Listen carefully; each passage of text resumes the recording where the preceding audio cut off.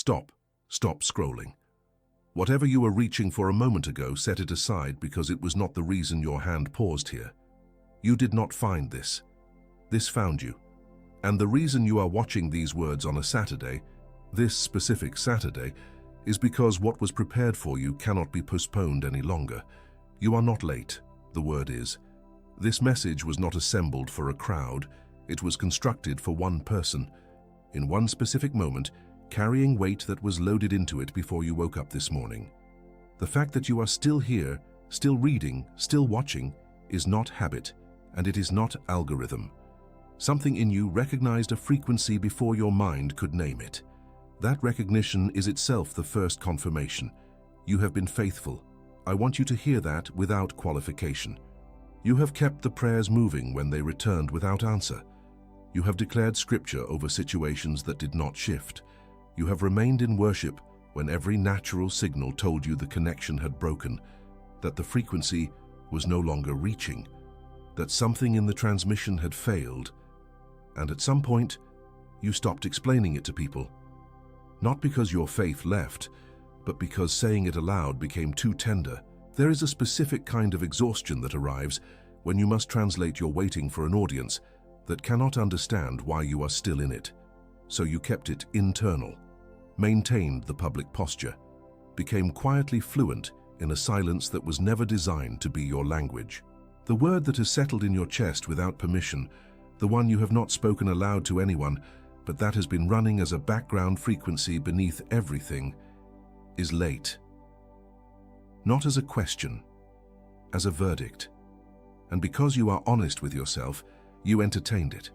Because if God were truly moving on your behalf, something visible would confirm it by now. Something on your timeline would look different. What did I do wrong? Why does God move for everyone else and hold for me? You sat in rooms where breakthrough was announced, and you celebrated genuinely. Because your love for God is real, and your generosity of spirit is real.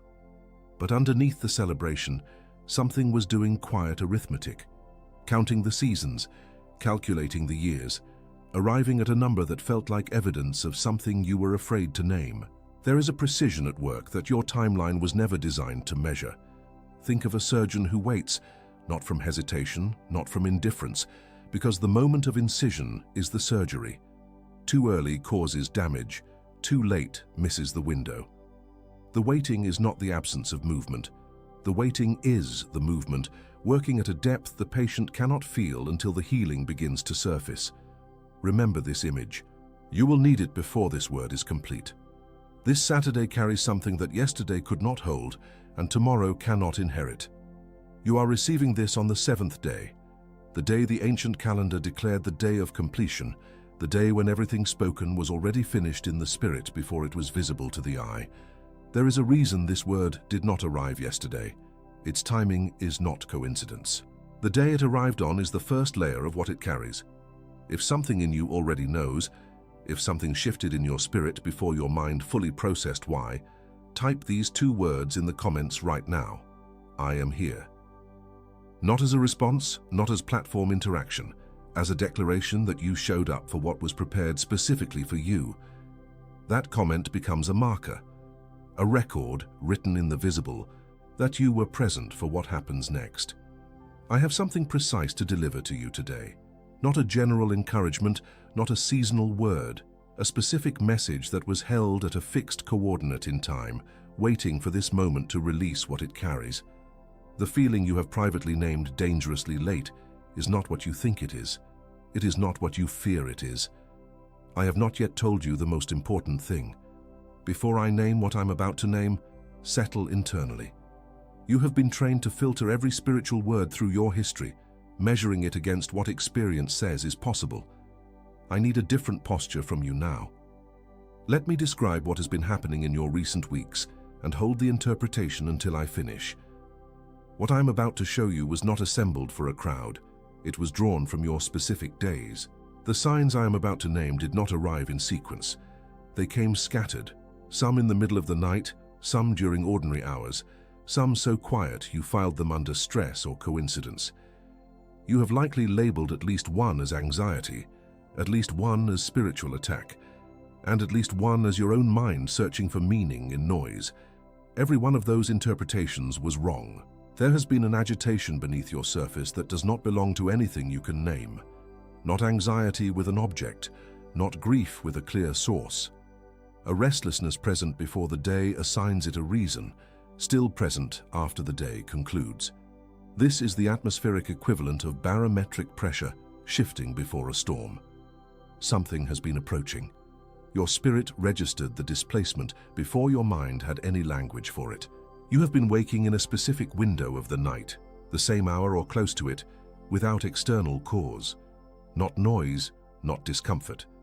Something internal breaks the sleep at a precise coordinate, and in the suspended moment between sleeping and waking, something feels different. Not peaceful but alert, oriented towards something. You called it disruption. It was not disruption. It was punctuation, and something needed you briefly in that unguarded, open state. Something from your history has surfaced with unexpected clarity in recent weeks, not as pain reopening, but as understanding arriving that was previously unavailable. A relationship, a decision, a season whose purpose was always opaque. You can suddenly see what it produced in you, what it constructed that you did not have before it. Clarity of that depth does not arrive randomly. It arrives when something ahead is about to require what that experience deposited. There is a quality to this present season that feels conclusive, not like loss, but like completion. Something is ending, and you cannot identify what because nothing visible is closing, but the sensation persists. A door is moving on its hinge somewhere you cannot see. What you are detecting is real. Seasons in the spirit close before they close in the natural. You are registering the displacement before the shift becomes visible.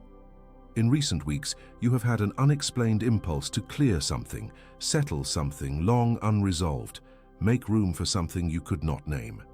You organized a space. You ended a conversation that needed ending. You removed something you had been carrying without examining whether it still belonged to you. You did not know why. Your spirit did. You were not rearranging, you were preparing an interior space for something that requires room to land. These 5 things are not isolated events. They are a single signal delivered through 5 different frequencies: atmospheric, nocturnal, emotional, temporal, and preparatory, arriving simultaneously, because what they announce cannot be communicated through one channel alone. A signal this layered does not arrive for a general word. It arrives for a specific appointment, and the name of that appointment is about to reframe every signal you just confirmed. When the revelation lands, it will recontextualize every signal you just confirmed. The restlessness will have a name. The interrupted sleep will reveal a function. The old wound's clarity will show what it was building toward. The sense of an ending will reveal what is beginning on its other side. Nothing in your recent season was random. Every signal was a coordinate placed in the map before the destination is shown. If 3 or more of those signs are already confirmed in your experience, type mode in the comments right now. Not as a response to this word, as a decree. You are writing the name of what is approaching into the visible record. That record matters beyond anything the algorithm will do with it. The name you write today is the name of your pre-written appointment. Write it as someone who already knows it was yours. The surgeon from the opening, the one who waited not from hesitation but from precision, had a scheduled time before the patient ever entered the room. The table was set, the instruments arranged, the exact moment calculated from a vantage point the patient could not share. Your waiting did not delay the appointment. It was the preparation that qualified you to receive what comes next, without being undone by the weight it carries. There is a word in the original Hebrew, one that most translations render with 2 ordinary English words, losing its most precise and most dangerous layer of meaning. That layer changes everything about what your waiting actually is, what this Saturday carries, and what is already written about where you are standing right now. I have not yet told you the most important thing. We are almost there. The word is moed, pronounced mo-a-y-d. Let that sound settle before the meaning follows, because the sound carries something the translation has always lost. If you have encountered this word before, you have seen it rendered as appointed time. 2 words, General enough to feel spiritual, vague enough to mean almost nothing in practice. Most teachers use it as a placeholder. Someday God will act. At some appointed time, things will shift. That translation is not wrong. It is simply missing the weight that changes everything about where you are standing right now. Mode is the same word God uses in Leviticus, twice in chapter 23 alone, when he commands Moses to declare the feasts of the Lord, not general seasons of divine possibility. Fixed, pre-scheduled sacred assemblies, each one written into the architecture of time before the participants who would observe them existed. Passover was a moed. Pentecost was a moed. The Feast of Tabernacles was a moed. These were not events waiting for God to decide. They were coordinates locked into the structure of history before a single human hand reached for them. What this means for you, not for a concept, not for a category, for you specifically, is that what you have been experiencing as waiting for God to move is not waiting at all. You have been standing at a pre-written coordinate, and that coordinate has arrived at the position it was always assigned to reach. The appointment was not pending your worthiness. It was not contingent on the quality of your faith or the count of your declarations. Mode is not a hope. It is a decree issued before your waiting season began. This is why the feeling landed the way it did. The adversary does not have access to the Father's will, but he has studied the patterns of divine movement long enough to recognize the atmospheric shift that precedes a moed. When your spirit began registering that restlessness, that pressure without an object, the enemy's alarm had already sounded. The feeling you privately named dangerously late was never God's assessment of your standing. It was the enemy issuing an internal distress signal because he detected your coordinate, and he cannot prevent what is written from arriving at its appointed position. Return to the surgeon, because there is a layer in that image you did not receive in the opening. The surgeon waits not only because timing determines outcome. The surgeon also waits because the patient must complete a specific preparation protocol. The correct medication in sequence, the body positioned with precision, instruments calibrated to that body alone. You were not simply waiting for a clock to turn. The preparation was the procedure. What has been happening in the hidden season was medical grade formation, calibrated to what you're about to carry. Now stay with me, because the full weight of Moed requires you to meet a woman who lived it centuries before you did, and the part of her story that changes everything is the part most teachers pass by too quickly to hear. Her name is Anna. The Gospel of Luke places her in a single paragraph, one of the briefest entries in the entire New Testament, and inside it is the most precise mirror of your season that Scripture contains. She was a prophetess. She had married, and within 7 years her husband died. After that, she remained a widow in the temple, serving with fasting and prayer day and night. Luke tells us she was 84 years old when the moment arrived. The mathematics of her waiting are staggering, but what matters more than the number is the texture of what those years felt like from the inside. No public record of output, no documented breakthrough, no visible confirmation that what she was doing was producing anything in the natural. Every morning she returned to the same temple, carrying the same posture, maintaining the same devotion, and the visible evidence of her ministry was, by every human measure, nothing. She was not celebrated for her fasting. She was not promoted through her prayer. She served in a space that honored her faithfulness and registered nothing of her output. She was not merely enduring the waiting, she was stationed in it, oriented toward a convergence that had not yet arrived at its pre-written coordinate. And then, on an ordinary day in the ordinary flow of the temple, a young couple entered carrying an infant. Nothing in the visible configuration of that moment announced what it was. No angel, no proclamation, no parting of the veil. 2 parents and a child who could not yet speak, and Anna, whose spirit had been tuned through decades to the exact frequency of what she had been watching for, walked directly to them. Not because it was announced, because she had become so precisely calibrated to the presence she had been waiting for that she could not be deceived about its arrival. That is where you are right now. Not where Anna stood in the middle of her waiting, where she stood on the day her mode arrived at its coordinate. The decades in the temple did not purchase the moment. The moment was always written. What the decades produced Was Anna more capable of holding what arrived without being undone by the weight it carried? The formation built the capacity. You have been in that temple. You have been stationed. The clarity arriving about old seasons, the disrupted sleep, the sense of an ending, that is the sound of doors moving on their hinges. Luke does not linger on how Anna felt in that moment. He moves directly to what she did. She gave thanks to God, and she spoke about the child to all who were waiting for the redemption of Jerusalem. Decades in a temple, and her mode did not simply give her what she had waited for. It deployed her into the function her formation had built the capacity to carry. She became, in that moment, the first woman in the canonical gospel record to publicly proclaim Christ as redemption. The appointment was not her destination. It was her deployment point. Speak this aloud right now, not as a request, not as hope leaning forward towards something uncertain, as a declaration of what is already written. My mode is not approaching. It is arriving at its coordinate. I was stationed here. I am ready to receive. Say it again with the weight it deserves. The posture of reception is different from the posture of petition. You are no longer asking for something undecided. You are receiving something already written. Here is what you have been framing incorrectly, and the enemy needs you to keep framing it this way. You have been thinking of the breakthrough as relief, as the exhale after the held breath, as the moment the season closes. Adjust that frame now before it costs you something irreplaceable. What arrives at a mode never arrives alone. What Anna received was not only the sight of what she had waited for, it was the commission the waiting had constructed her to carry. The appointment was not her ending, it was her beginning. What is arriving at your coordinate carries not only the blessing your faithfulness positioned you to receive, but the weight, authority, and mandate that your formation built the capacity to bear.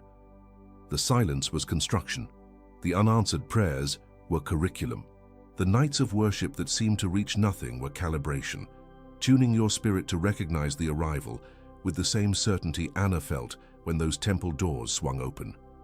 You're not about to cross a finish line, you're about to be deployed from one. There is a name for what you are, not a category, not an encouraging label for the season you endured, but a specific designation drawn from the position of what you are about to carry. You are a mode carrier, one bearing a pre-written appointment, formed through the precise weight of the waiting, stationed at a coordinate in time that was calculated before your name was given. Say it, not as aspiration but as recognition. I am a mode carrier. My appointment is already written. The deepest truth is still ahead, and it has your name on it. What Anna received the morning her mode arrived was not simply a moment of fulfillment, it was a title. Luke did not write that she was a woman who had waited long. He wrote that she was a prophetess. The name preceded the record. She was not named by what she endured, she was named by what she carried.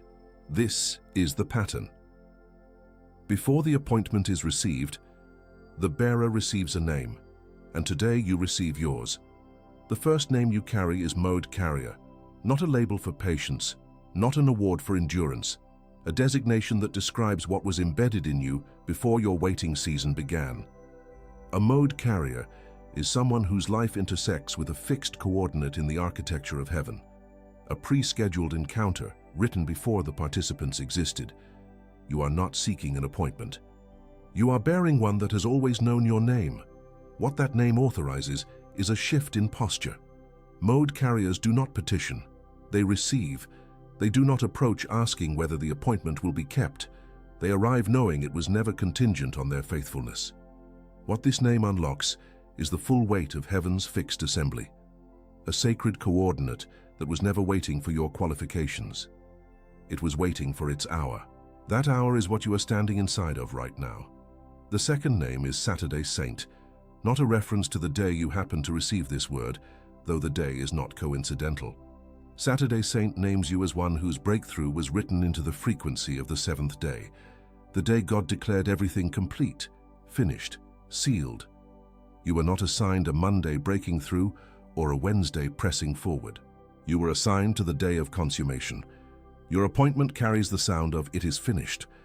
What that name authorizes is this: you are no longer permitted to labor on a finished thing. The Saturday Saint does not strive for what has already been sealed in the Spirit. What exhausted you in the last season was not the work. It was wrestling for something God had already declared done. This name is your permission to stop carrying a burden that was completed before you knew to put it down. Receive, do not achieve. The third name carries the most weight, and it is the one the enemy works hardest to keep you from hearing. You are commissioned remnant, not remnant as a synonym for remainder, what was left after something greater was taken, remnant as a military designation, the one strategically positioned after the larger force moved through, carrying assignments that require formation no shortcut could produce. You are not what was left, you are what was kept. What that name activates is the understanding that what arrives at your mode is not only blessing, it is authority built from the specific weight of your specific silence. The commissioned remnant carries a mandate that cannot be replicated by someone who did not walk the same path. What the waiting deposited in you is not portable, it is unique. The commission is calibrated to the formation. No one else was formed through what you walked. Return to the surgeon. Now see the full table. The instruments were not arranged for a general procedure. They were calibrated to one body, one condition, one depth. What the surgeon holds is precision, not hope. Every instrument corresponds to what was found in this specific patient. What arrives at your coordinate is not a general blessing distributed to a category. It is a surgical release, calibrated to your specific formation, your specific silence, and the name you just received. If you are still here, and if these three names landed in recognition rather than only in hope, gently press the like, not for me. Someone in your circle has been carrying their waiting in silence so long they have stopped naming it privately. They do not know what day it is on the prophetic calendar. When you press like, this word moves toward them. You are not a viewer right now, you are a courier. I promise to come back to something, I will, but first, there is something critical you need to understand about what happens next. Most people who receive a word this precise enter the most dangerous window of their assignment immediately after. The enemy does not arrive before the breakthrough, he arrives after it. What is coming for you in the next 72 hours has a name, a pattern, and a weapon assigned to it. You need to know all three. I said before we arrived at your identity that the most dangerous window of your assignment does not open before the breakthrough. It opens after. The enemy does not mobilize against what is failing. He mobilizes against what is arriving. What I'm about to name, he has already set in motion. You need to hear it before it lands, not after you are already standing inside it without a weapon in your hand. The first tactic arrives within 24 to 48 hours. The enemy will release a flood, not of pain, but of prophecy. Every word you received that did not manifest as expected. Every declaration spoken over a timeline that did not shift. Every trusted voice that named something over you that the years quietly buried. It will arrive wearing the face of wisdom, feeling like discernment. It will sound exactly like your own thinking. It is neither. It is a targeting system aimed directly at your moed. The weapon assigned to this flood is not rebuttal. It is not reviewing the history to find the exceptions. It is declaration, spoken with authority rather than hope. Your voice carrying the weight of what is written rather than what is remembered. When the flood begins, speak this aloud. My moed is written in a place no memory can reach and no disappointment can delete. That sentence, said with authority, is the sword that cuts the flood at its source before it rises above your ankles. The second tactic arrives inside the next 72 hours. Something will demand your complete emotional attention, not catastrophic, but urgent enough to require full presence. A conflict that cannot wait, an unexpected financial pressure, a relationship that surfaces a wound at the most inconvenient hour. A physical disruption requiring immediate triage. It will feel legitimate because it will be real. That is the design. The urgency is genuine. The timing is manufactured, placed with precision to pull you out of the receiving posture this word established. The weapon against manufactured urgency is not indifference, it is pause. Before any crisis in the next 72 hours receives your immediate emotional investment, stop, attend to what requires attending.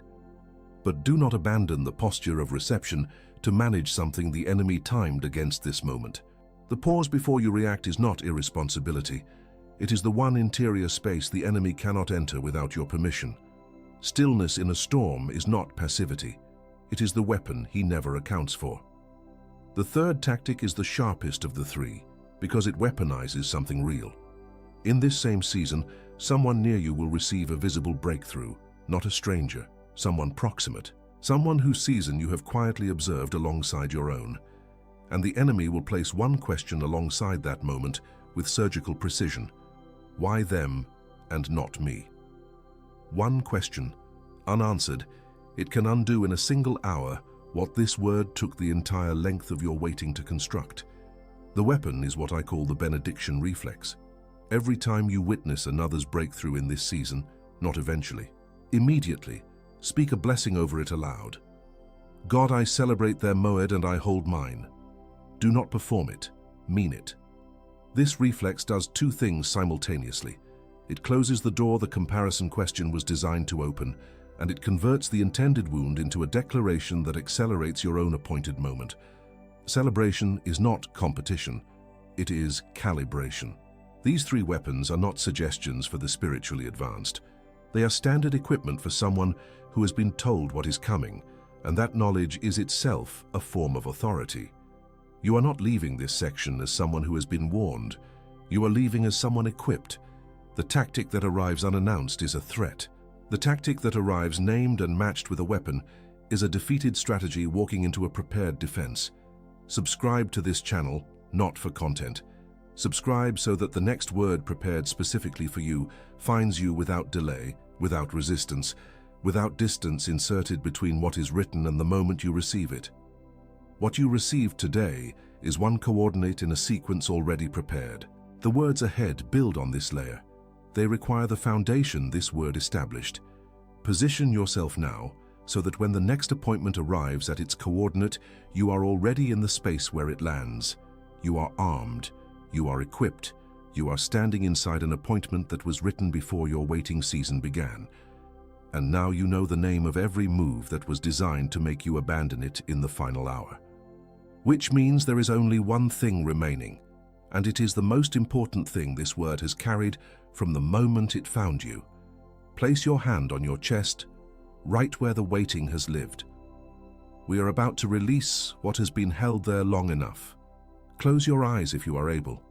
Place your hand on your chest, directly over the place where the waiting has lived, where it accumulated weight that no one else could feel or see. Feel your breathing slow. You are not preparing for a performance. You are entering a space that was cleared for you before this word began. The posture of what follows is not petition, it is reception.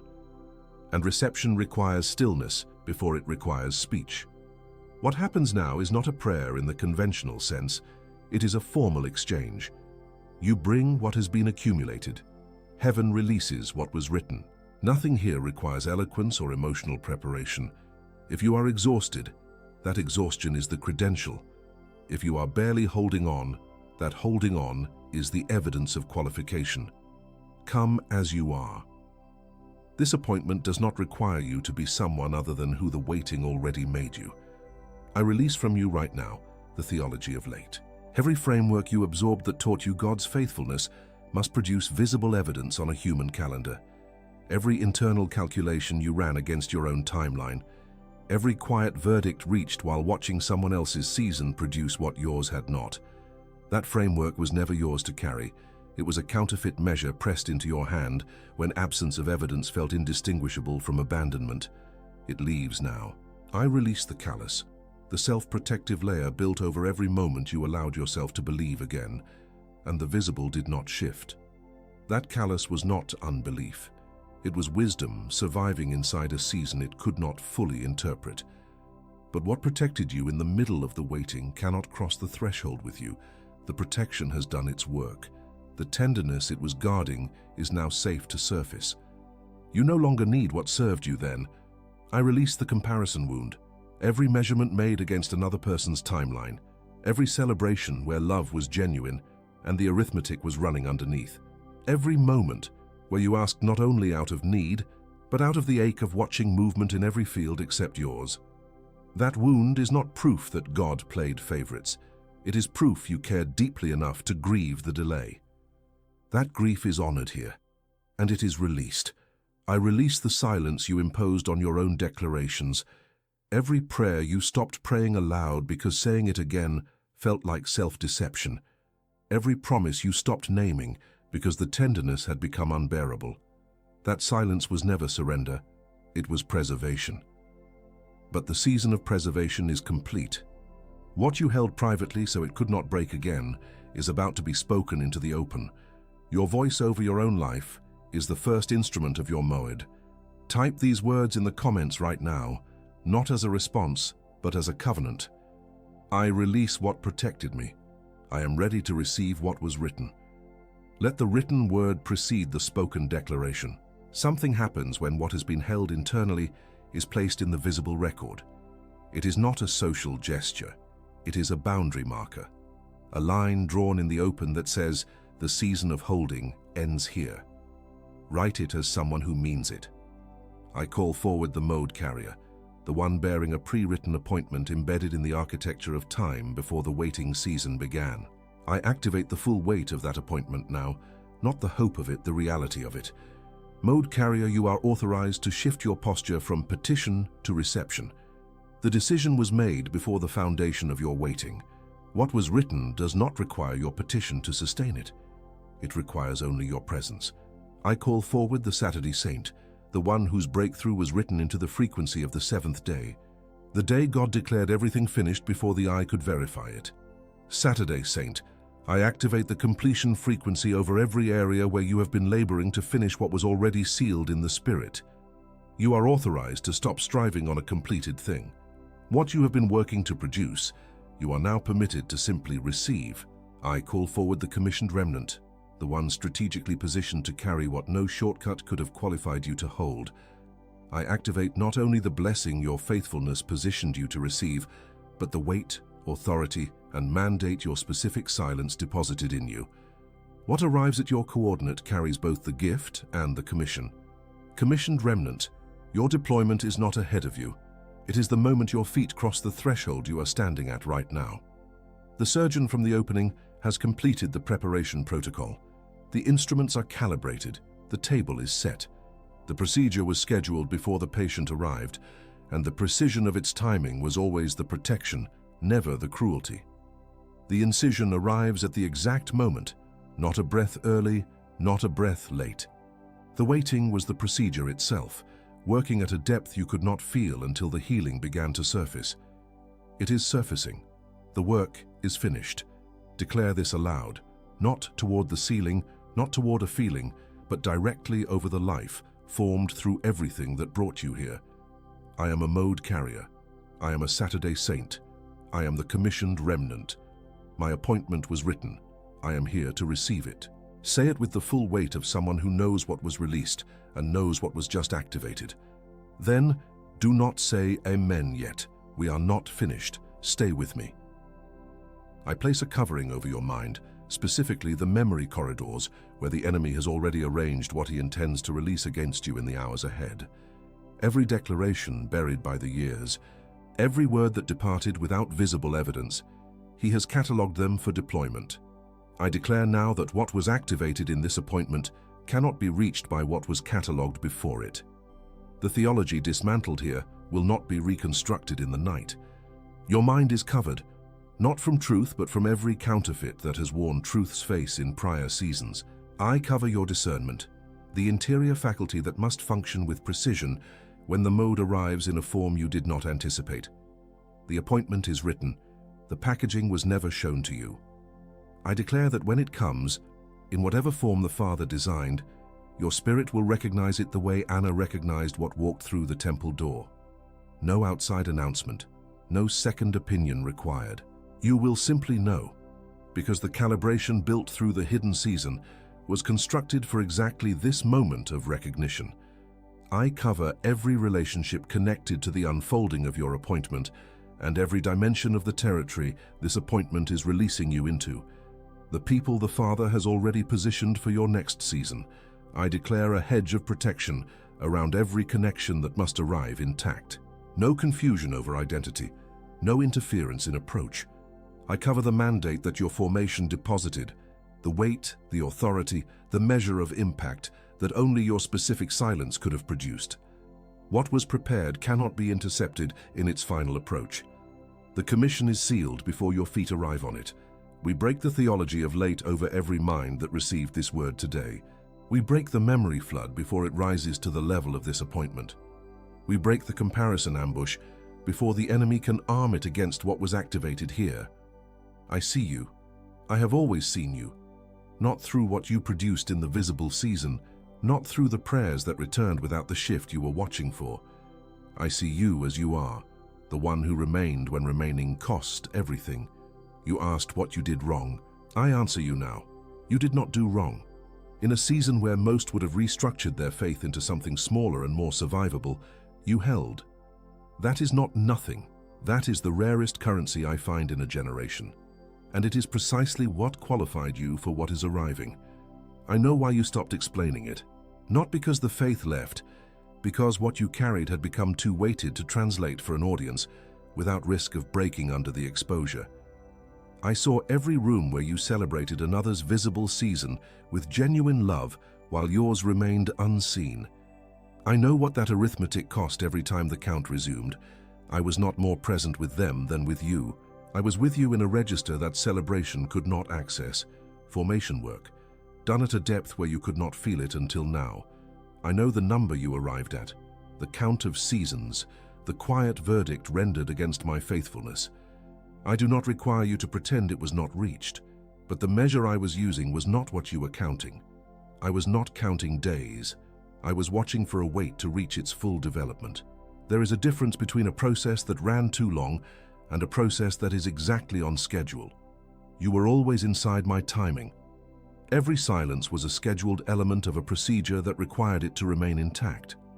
I know the places where you stopped hoping aloud, where the tenderness had been tested enough times that you placed it under self-protection, not as unbelief, as the wisdom of something too valuable to expose before it was ready to meet its appointment. I saw that decision, and I honored it. What you were guarding was not fragility. It was the core of something I was still completing. That protection has done its work. What it was covering is safe now. It no longer needs the shield. You are permitted to be tender again. It is safe. And now, I am moving. Not eventually. Now. The restlessness without an object was my approach. The sleep interrupted at the precise hour was my hand. The sudden clarity about old seasons was my preparation of the ground. The sense of something ending was the hinge of a door I was opening. I have not been absent. I have been present in the formation, and what releases now is not a new beginning. It is a surface. What I have been building in the hidden is breaking into the visible. Receive it, all of it. You waited long enough to hold it without being undone. You are committed, you are commissioned, you are sent. Hear that, not as aspiration, not as a direction you are still moving toward, but as the truth about who you already are. Committed to the appointment written before your waiting season had a name, commissioned by the formation that silence deposited at a depth no shortcut could produce. Sent not toward a destination, but from one. The deployment point is the ground you are standing on right now, and your feet are already on it. You are committed. You are commissioned. You are sent. Say it with the weight of someone who has received something, not merely heard something. The exchange happened here. What you released left, and what was written arrived at its coordinate. You are not the same person who paused at the beginning of this word. That person carried a private verdict named late. The person who stands here now carries a name, 3 names, every one of them authorized, every one of them written in a place that disappointment cannot reach. You are committed. You are commissioned. You are sent. Do not say amen yet. Sit in this. Let what was released find every space in you that needed to be found. Let the Father's voice reach the parts that have been waiting the longest for that particular register, those particular words. Let the names settle into the places they were spoken over. There is no rush. The appointment arrived at its coordinate, and so did you. Now you may say amen. The person you need to send this to right now. You have known who they are since the signals section. They are not someone whose faith has broken. They are someone whose faith is still standing, but whose hands are getting tired. They stopped explaining their waiting because the tenderness became too fragile to carry in public. They need to know their mode has a name. They need to hear that the feeling they have privately called dangerously late is not a verdict. It is an alarm registering an arrival that cannot be stopped. You know exactly who I am describing. Send this to them now, not as content, as a delivery. You are the courier. Do not move past this moment too quickly. Something happened here that deserves to be held, not immediately analyzed, not converted into a concept to carry into conversation. Simply held. Sit in the weight of what was named, what was released, what was spoken over you by a voice you did not arrive here expecting to hear. The silence on this side of an appointment is not emptiness. It is the sound of something settling into the ground it was always meant to reach. You are not where you were when this began. The threshold is behind you. Walk forward slowly. You have earned the right to receive what is ahead without rushing past the weight of what just arrived.